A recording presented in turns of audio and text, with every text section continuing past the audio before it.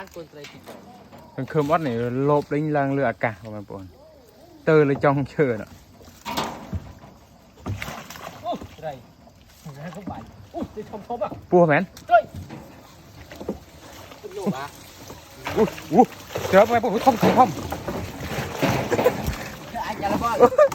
chờ nó mày bọn đi lấy hai cái này của mày bọn mày bọn lấy những lời hỏi môi sầm nanh mày nè trời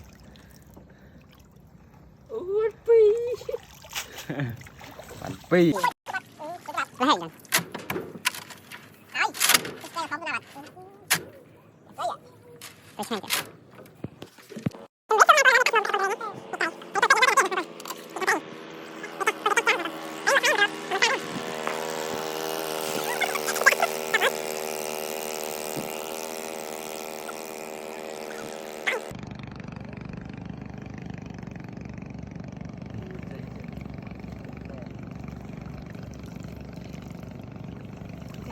hiểu bọt bẹt nha nó không nó hạt tiền ạ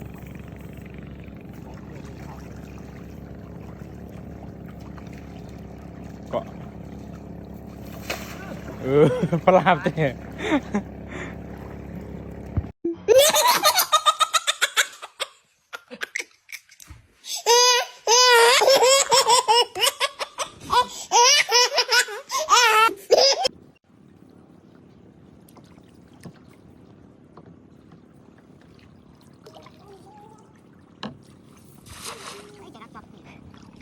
vậy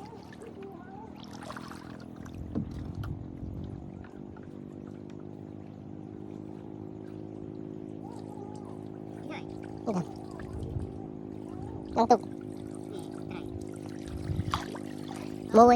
mua tay đi tay tay được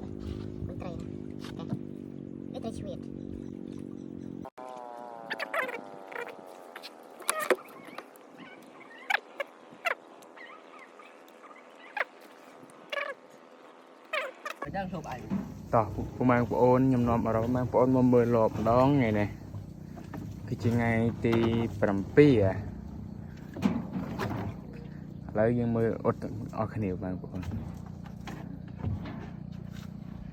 tức quy lang đấy này lần kháng đi nu thom tây cài mang phụ ôn trong một cái lối đó no thom men ten đây tây cài men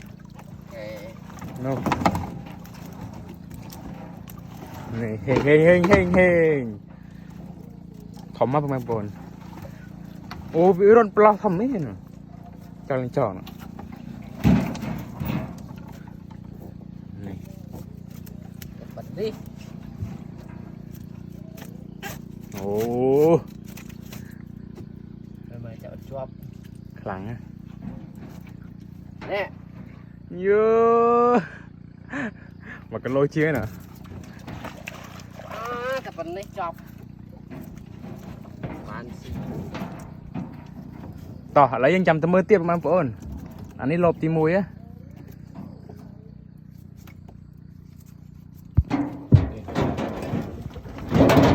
โจเดี๋ยวมันเมื่อขนมในเตี้ยประมาณปอนในจิตแค่นั้น giúp giúp giá วิ่งในขนมไพรส์จะมือประมาณปอนเวียดอยไงอะไปคาตรเวลามอเตอร์ไงคลาก็ออดจมอันนี้พี่บ้านนะทำไมปอนก้อยเชิญเนี่ยจงเป็นตุกลังชีบานเนี่ย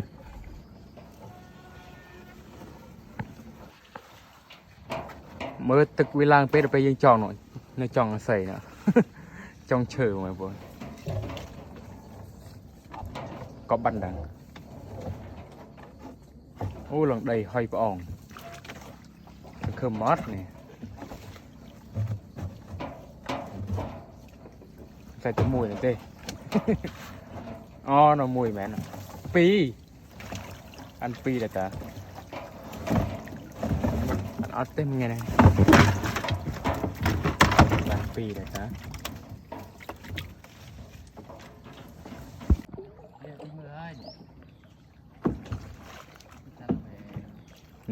มาปนเรา เราลงตั้งมันทุนไฟใส่ ไปcái lụi mờนั้นมาปนมาthủหลังถูกแซ่เลย เพจไฟเอา แซ่ใครเป็นดัง เอาได้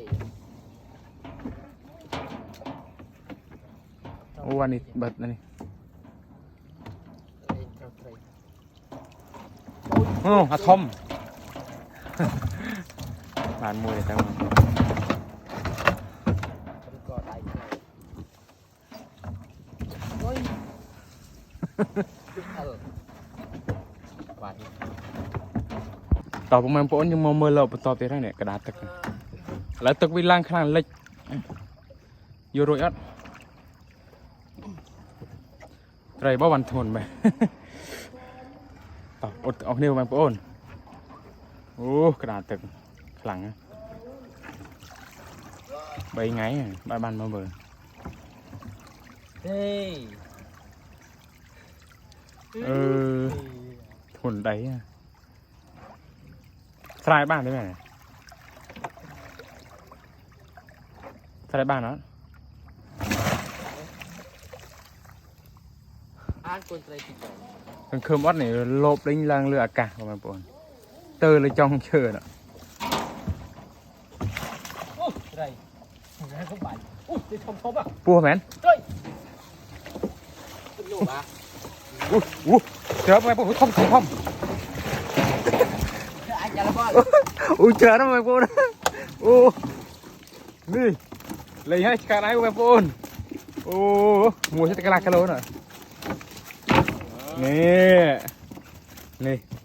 บนดอกกระบาลเลยท่านเนี่ยเทะอะไรเทะทอมเลยอันจังมาเมียกำลังจัดตินี่ได้ซาตาเวตึกล่างต้องไปยังหนาได้ไปเตอร์เริ่มเชิญเนี่ย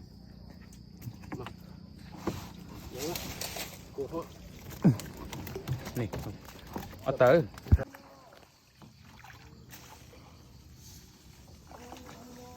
ดูในเรือกายวันปนตึกสระเป็ด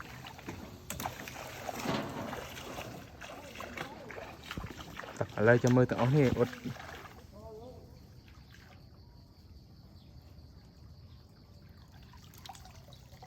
ตรอดติดไตรเลยจ้ะ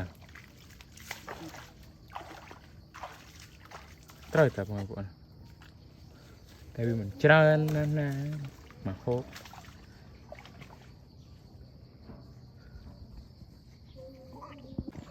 จับได้ไหมปนนั่นเลยโกะ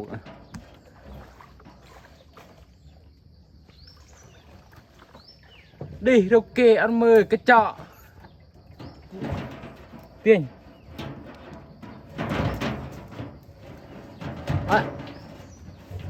ăn mò mẹ